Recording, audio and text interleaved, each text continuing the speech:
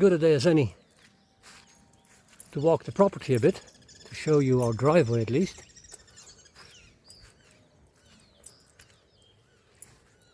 So this first time I see snow-capped mountains there.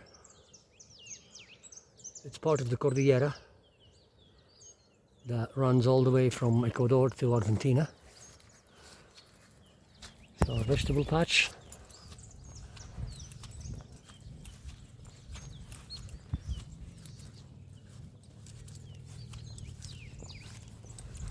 The meadows. I don't know if you can hear it, if the microphone picks it up, but I can already hear the roar of the creek.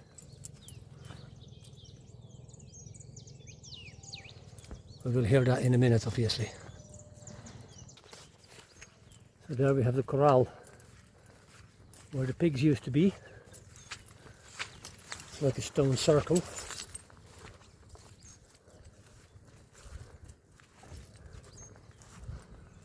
I had to get rid of the pigs because they broke out and wreaked havoc on the vegetable patch. There's another one of these, a bigger one, but I still haven't been able to liberate it from the thorn bushes. Thorn bushes which we call here churki, and this is a prime example of the churki. So there you see what spines we have. And the majority of the trees you see there, the majority of those trees are all churki. So churki is a member of the acacia family, acacia cavens or cavens, and they have incredibly deep roots. They spread like wildfire almost, and these are their seed pods, and they are extremely prolific. So all this what you see here, most of it is churki, I'd say about 85–90%. It makes excellent firewood, and over here they use it for their famous chancho a la cruz, which means roasted pig on a rack. It literally means pig on a cross, but I don't want to offend anybody, so I call it roasted pig on a rack. I'll find a picture to put next to it so you can see what I'm on about. This tree we call a molle. They're very weak as a tree, very soft wood, but they provide nice shade and excellent fertilizer. They're also used in perfume apparently. These are used in the same way as chili peppers are used. They're very spicy. I just had one, and by gosh, are they spicy. I don't know the Scovilles on them, but they are hot. Even though they're so small, and even though they're not really part of the paprika family, or even the solinae family for that matter,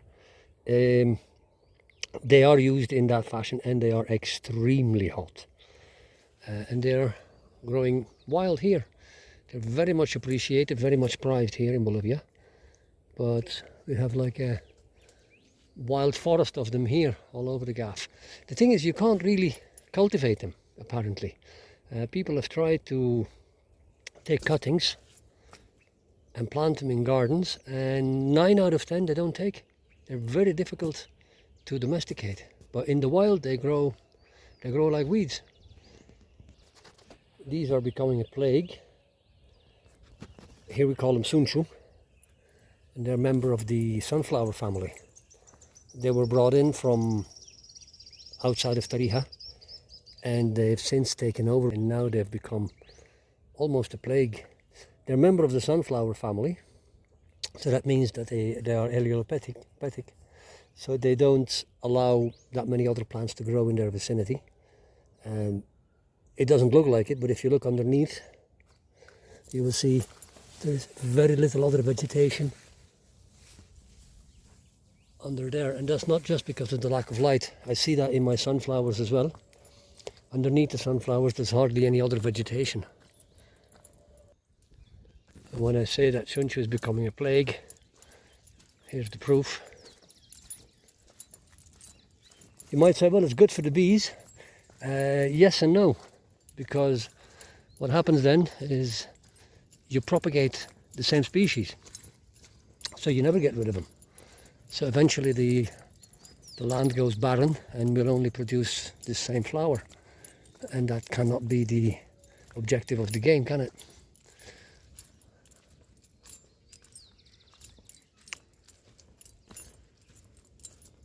So our property goes on up there. There's like a canyon.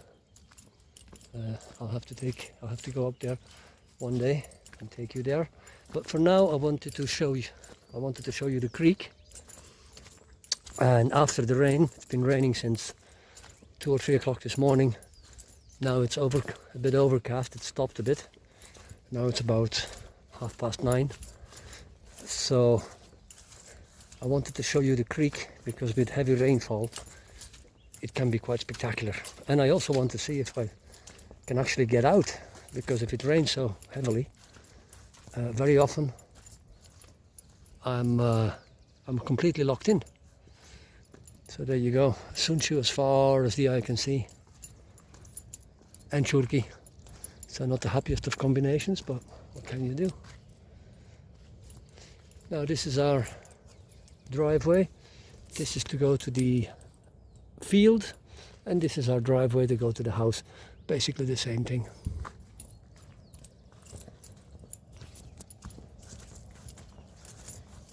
So like I said, I haven't had time yet to fully clean everything up. Those are our neighbors. That's a vineyard, and that is for the wine enthusiasts among you. It is the Bonarda variety. Bonarda makes a really nice wine here. It's called Pionero, and that's the Casa Aranjuez. So if you're ever in Bolivia, check out Aranjuez. Vino Pionero, Uva Bonarda, and you'll be drinking basically from our neighbor's land. Some more Churki, and just to give you an idea, I'm 186 in metric, so a good 6 feet, and they're taller than I am. It's great for the bees, but not so great for the rest. You can already hear the creek.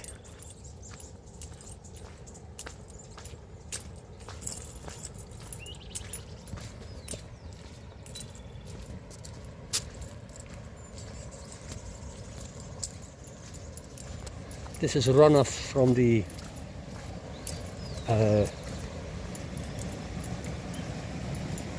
up there, from up the hill.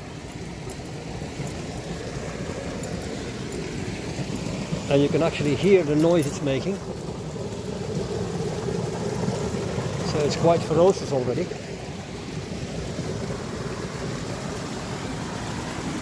Normally this is dry, but today is not normal.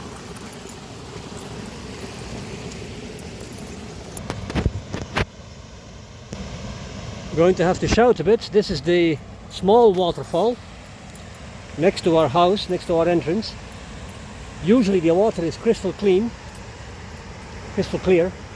and you can actually drink from it.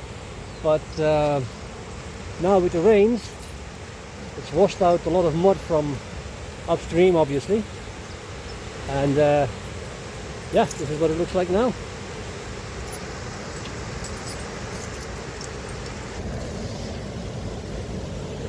Some more waterfall there. I'll try to zoom in. I don't want to go any closer because the rocks are very slippery. And usually this is a very quiet waterfall, very gentle stream, but because of the rains last night, it's rather swollen. So now we're going to see the other waterfall at the beginning of the property. the one we need to cross every time, or need to cross every time I go out or I come in. And let's see how the situation is there. I'll see you in a minute. So it's hard to see how wide it is. It's usually about half this wide. And now we're coming up to the waterfall, which is basically the entrance to my property. And there we go. So this is where my land starts.